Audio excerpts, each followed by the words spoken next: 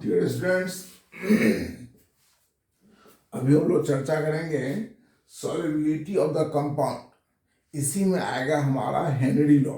बहुत important topic है board के लिए भी और कंपटीशन के लिए भी। तो पहले हम लोग थ्योरी पार्ट करेंगे थोड़ा सा, फिर हम हेनरी लॉ पर पहुंचेंगे। हमने लिखा है सॉल्युबिलिटी ऑफ द कंपाउंड। हमने कंपाउंड को दो भाग में डिवाइड किया, जो सॉलिड और लिक्विड है और दूसरा जो गैसेज है। तो हम लोग पहले सिर्फ सॉलिड की बात करें, लिक्विड तो लिक्विड भी है, उसको भी ले सकते हैं इसमें। तो we are just going to discuss the solubility of solid compounds, right. तो solubility of the solid compounds पर कौन कौन से फैक्टर इफेक्ट करते हैं, right. Solubility of the solid compound पर कौन कौन से फैक्टर इफेक्ट करते हैं। तो हमने लिखा है यहाँ पर there solubility is affected by that is nature of the solid and solvent. Nature of the solid and solvent, जैसे पहला पॉइंट, दूसरा पॉइंट टेम्परेचर। ये दो फैक्टर इफेक्ट करते हैं। क्योंकि इन पर जो सॉलिड या लिक्विड है उन पर प्रेशर का इफेक्ट तो पड़ता नहीं है, इसलिए प्रेशर हमने नहीं लिखा है। क्या लिखा है? सिर्फ नेचर एंड टेम्परेचर। अब नेचर की बात करते हैं। नेचर मतलब जैसे आयनिक कंपाउंड है कि पोलर कंपाउंड है कि नॉन पोलर है, उसकी बात करते हैं।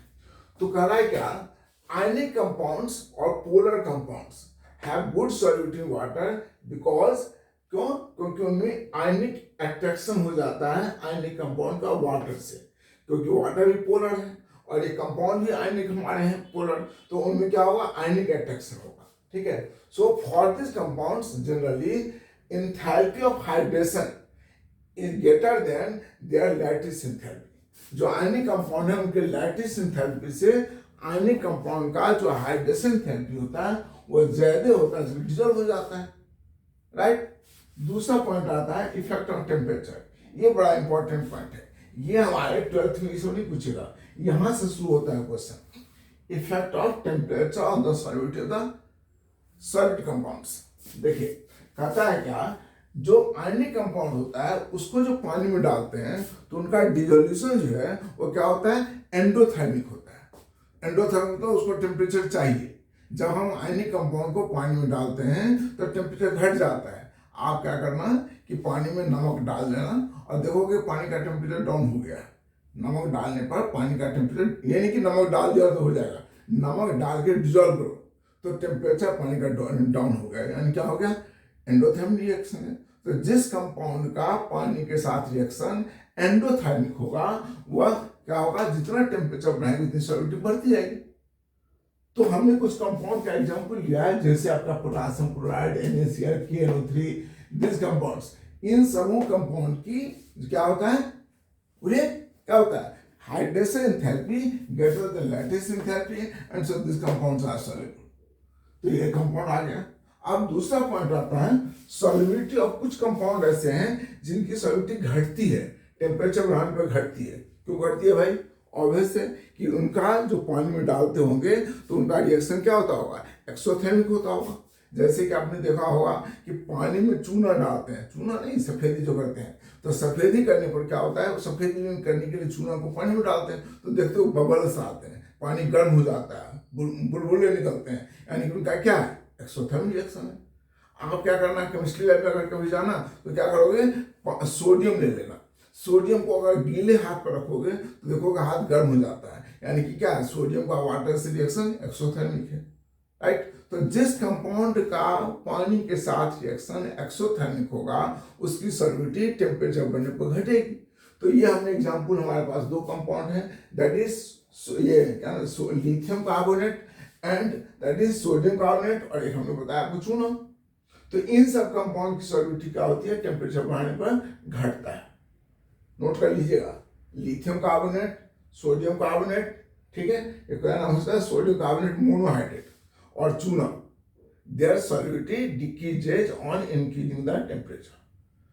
कुछ कंपाउंड ऐसे होते हैं जिनकी सॉल्युबिलिटी कोई मतलब रेगुलर ट्रेंड फॉलो नहीं करता है, टेम्परेचर तो बढ़ भी सकता है घट भी सकता है। जैसे कि एग्जांपल के तौर पर sodium carbonate decahydrate, sodium sulphate decahydrate, जिसको आप बोलते हैं ना वॉशिंग सोडा, राइट। तो इसकी सॉल्युबिलिटी क्या होती है?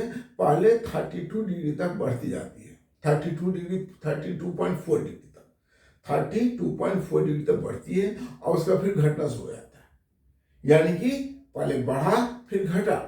इसीलिए 32.4 डिग्री को हम सोडियम सल्फेट के लिए क्या बोलते हैं, ट्रांजिशन टेम्परेचर, राइट। ओके, उसी तरह हमारा एक और कंपाउंड है, हम इसको हम मिटा के लिखते हैं यहाँ पर,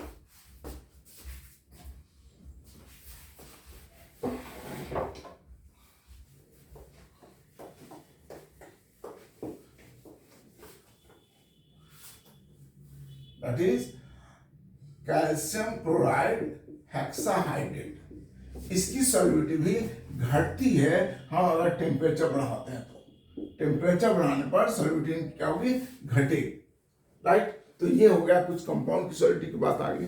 अब हम लोग पढ़ेंगे गैसेस की सॉल्युबिलिटी के बारे में। अब यहां से हमारा शुरू होगा हैंडल। तो हमने अभी पढ़ा solubility of the compound.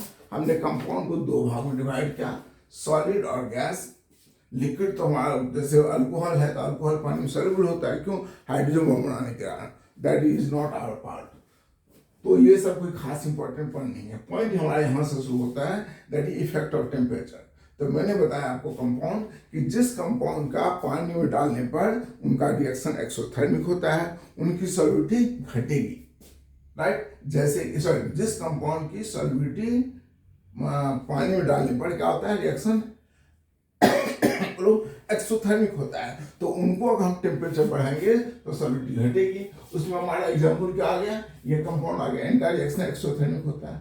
Ionic compound की पानी में डालने पर रिएक्शन एंडोथर्मिक होता है। जैसे कि इन सारे कंपाउंड को पानी में डालते हैं तो टेम्परेचर घट जाता है, यानी कि एंडोथर्मिक रिएक्शन होता है। तो इनकी सॉल्युबिलिटी टेम्परेचर बढ़ाने पर बढ़ेगी। कुछ कंपाउंड ऐसे होते हैं जिनकी सॉल्युबिलिटी कोई रेगुलर ट्रेंड फॉलो नहीं करता है, जैसे कि मैंने बताया सोडियम सल्फेट डेकाहाइड्रेट। इनका सॉल्युबिलिटी पहले 32.4 डिग्री तक बढ़ता है, उसके बाद घटता है, यानी कि एक 32.4 डिग्री जो है एक ऐसा टेम्परेचर है जहां तक बढ़ता है उसके बाद घटता है। इसलिए इस टेम्परेचर को इस कंपाउंड के लिए हम क्या बोलते हैं, ट्रांजिशन टेम्परेचर। दूसरा हमारा कंपाउंड है कैल्शियम कार्बोनेट क्लोराइड हेक्साहाइड्रेट। इसकी सॉल्युबिलिटी भी क्या होता है, रेगुलर ट्रेंड फॉलो नहीं करता है। क्यों नहीं करता है, क्योंकि जब टेम्परेचर बढ़ाते हैं तो इनमें वाटर क्रिस्टलाइजेशन का नंबर बढ़ता है, चेंज होता रहता है, बढ़ता है मतलब चेंज होता है। इसके कारण सॉल्युबिलिटी का रेगुलर ट्रेंड फॉलो नहीं करता है। So this is what the solubility of this compounds. अब हम लोग पढ़ेंगे the solubility of gases in the given liquid. वो बहुत इंपॉर्टेंट पॉइंट है, बहुत इंपॉर्टेंट है, इसको पहले नोट कर लीजिए।